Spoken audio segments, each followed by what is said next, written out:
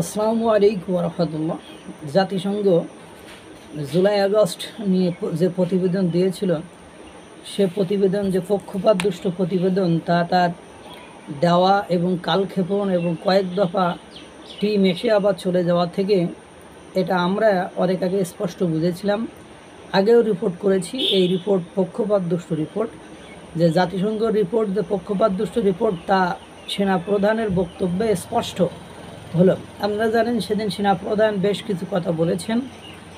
তাদের সেনা যে বৈঠক ছিল, সেখানে কয়েকটি কথা আমরা নির্বাচন ইস্যু, করিডোর ইস্যু এবং মব ক্রিয়েটিং ইস্যুগুলো নিয়ে যতটা আলোচনা হয়েছিল, তার চেয়ে ভয়ঙ্কর একটি বক্তব্য, বিপজ্জনক একটা বক্তব্য তিনি জাতিসংঘের বিরুদ্ধে পর্যন্ত বলেছেন। যে জাতিসংঘ বিরুদ্ধে আসলে জাতিসংঘ যে জুলাই আগস্টে দেশে এসে বর্তমান সরকার ডক্টর মোহাম্মদ ইউনূস সরকারের চাপের মুখে, অর্থাৎ ডক্টর মোহাম্মদ ইউনূস সরকারের আপত্তির মুখে কাজটা স্বাধীনভাবে নিরপেক্ষভাবে করতে পারে নাই, তাকে পক্ষপাতদুষ্ট রিপোর্ট করতে হয়েছে। বা জাতিসংঘের ওই যে অ্যান্থনি গুতেরেস দেশে এসে মানবিক করিডোর চাই, এইসব সব কিছু মেলায় মানে ডিপ স্টেটের যে একটা খেলা চলছে, সেটা সেনাপ্রধানের বক্তব্যে স্পষ্ট প্রতীয়মান হয়।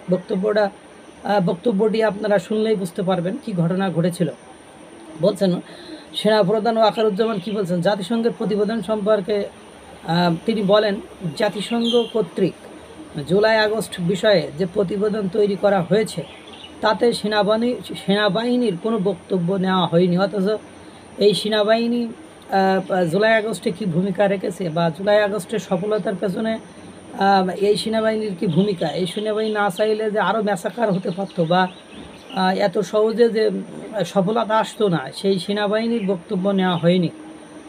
এবার সেনাপ্রধান আবার বলছেন যে এ বিষয়ে জাতিসংঘের সঙ্গে যোগাযোগ করা হলে, যে আমাদের বক্তব্য না নিয়ে কেন এই রিপোর্ট দেওয়া হলো, এ বিষয়ে জাতিসংঘের সঙ্গে যোগাযোগ করা হলে তিনি জানতে পারেন, অর্থাৎ সেনাপ্রধান ওয়াকারুজ্জামান জানতে পারেন, জাতিসংঘ সেনাবাহিনীর সঙ্গে যোগাযোগ করতে চাইলেও, মানে কী বলছে, জাতিসংঘ সেনাবাহিনীর সাথে যোগাযোগ করতে চাইলেও বর্তমান সরকার, অর্থাৎ ডক্টর মোহাম্মদ ইউনূস সরকার জাতিসংঘকে সে সুযোগ দেয়নি।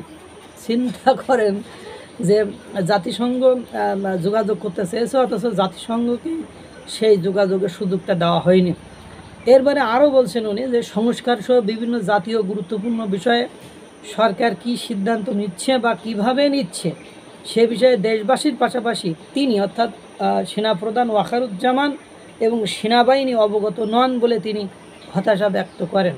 এখন দেখেন, আপনারা আরও জানেন, এই জাতিসংঘের রিপোর্টে পরবর্তীতে জানা যায় যে বর্তমান সরকার, অর্থাৎ ডক্টর মোহাম্মদ ইউনূস সরকার 5ই আগস্ট পর্যন্ত বা জুলাই আগস্টের ঘটনাটাকে তারা লিপিবদ্ধ করতে বলেন, কিন্তু জাতিসংঘ চেয়েছিল 30শে সেপ্টেম্বর পর্যন্ত, অর্থাৎ আগস্টের পরেও 30শে সেপ্টেম্বর পর্যন্ত তারা করতে চেয়েছিল। পরবর্তীতে সরকারের নাতে বা সরকারের আপত্তির কারণে সেটা করতে পারি নাই।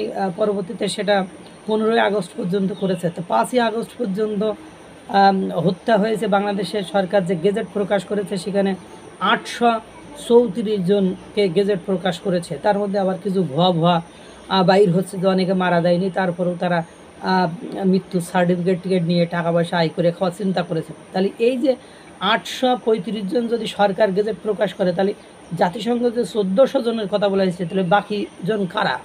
তারা কোন গ্রুপের, কোন দলের?